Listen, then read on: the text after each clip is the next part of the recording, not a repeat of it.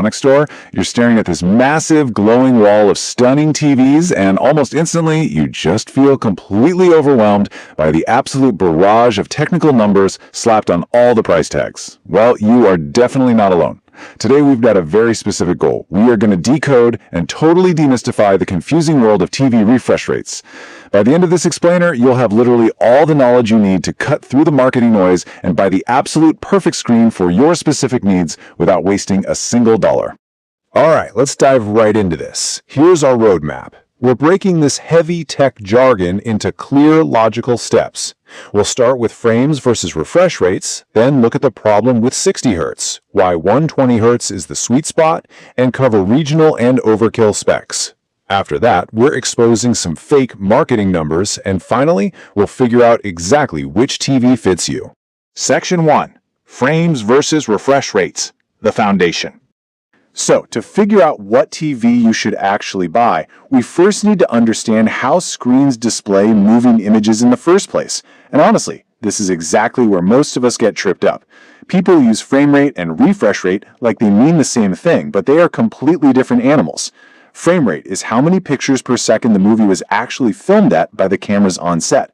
Refresh rate, on the other hand, is how many times per second your TV redraws or updates that image on your physical screen in your living room.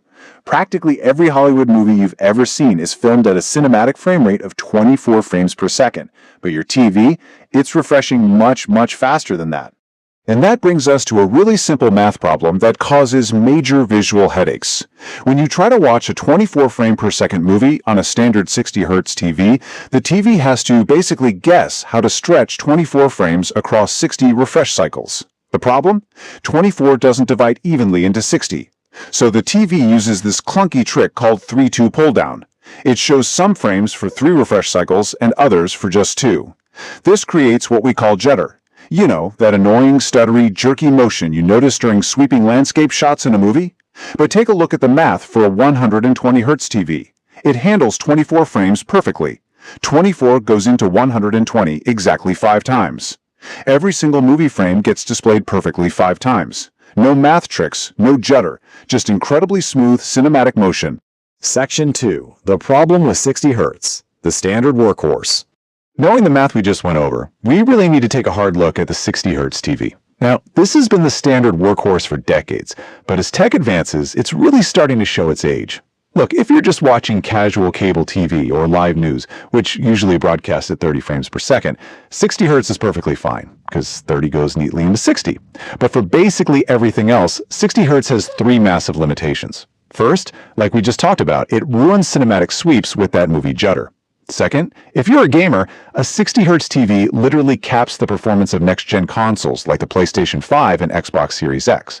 Those consoles can pump out 120 frames per second, so on a 60 Hz TV, you're leaving half of your console's performance just sitting on the table. And third, it causes severe motion blur during fast action. And this builds a really strong case for upgrading.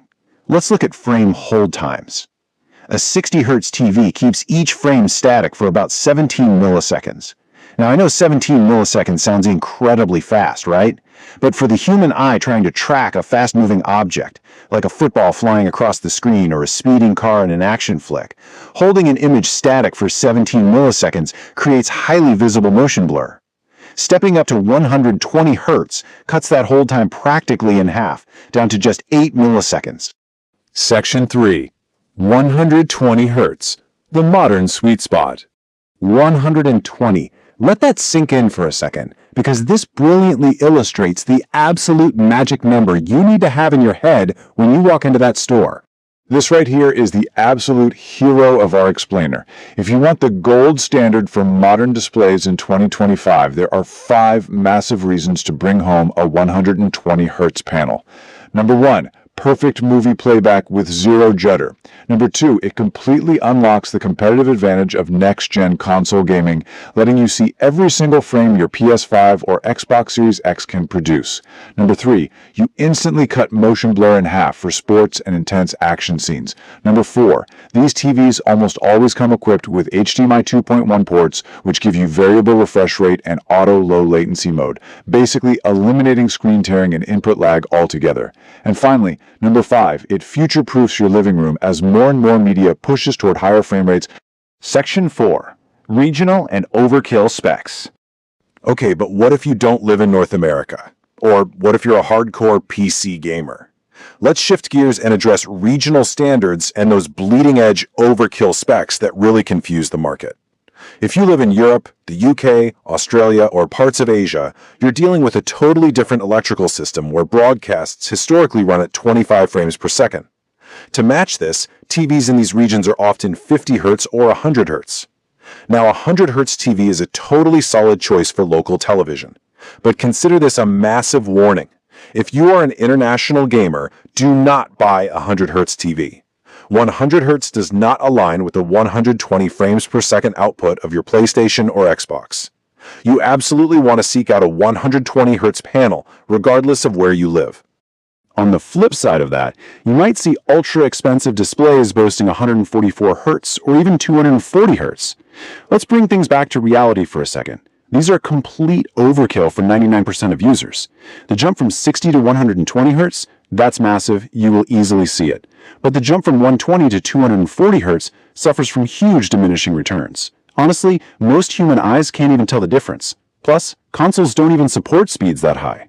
So unless you have an insanely expensive, top-tier gaming PC and you literally play esports competitively for a living, please do not waste your money on these tiers. Section 5. Exposing fake marketing numbers. Alright, it's time to talk about the dark side of the TV showroom. Let's expose the shady little tricks manufacturers use to confuse you and get you to open your wallet. You are going to see giant flashy stickers on TV boxes screaming things like Motion Rate 240 or True Motion 120 or even Motion Flow 960. These numbers sound absolutely incredible, don't they? Well, they're completely fake. Brands use these totally made-up marketing terms to artificially inflate the perceived value of the TV. What they're actually doing is taking a cheap 60 Hz hardware panel and using aggressive software smoothing and interpolation to multiply the number for the box. It is entirely a trick. So how do you beat them at their own game? Here is a super simple, actionable 3-step cheat sheet you can use right there in the aisle of the store. Step 1. Completely ignore any sticker that says motion rate, true motion, or motion flow. Just pretend they aren't there, they are meaningless. Step 2. Grab your phone, look up the TV's specific model number, and check the manual online for the exact phrase native refresh rate or panel refresh rate. That is literally the only number that matters. Step 3. Check the back of the TV. If it has an HDMI 2.1 port, you can generally trust it's a true, actual 120 Hz panel. Section 6. Which TV fits you? So the crucial point here is figuring out how all of this tech applies directly to your life. Let's match your specific lifestyle to the exact TV you need. Take a look at this table and find where you fit. If you're a casual viewer who mostly watches cable news, reality TV, maybe some YouTube, honestly, a 60 Hz TV is perfectly fine. You'll save money and you won't miss a thing. But if you're a movie enthusiast who wants that incredibly smooth, judder-free, authentic cinematic experience, you definitely need to buy a 120 Hz TV. If you're a console gamer rocking a PS5 or Xbox Series X, your absolute baseline is a 120 Hz TV equipped with HDMI 2.1 so you can actually unlock all your features. And finally, if you are a hardcore PC gamer with a super high-end graphics card, well, you're pretty much the only group that should be shopping in that 144 to 240 Hz tier. Now that you know all the industry secrets, I just have to ask, what's the real native refresh rate of the screen you're watching this on right now?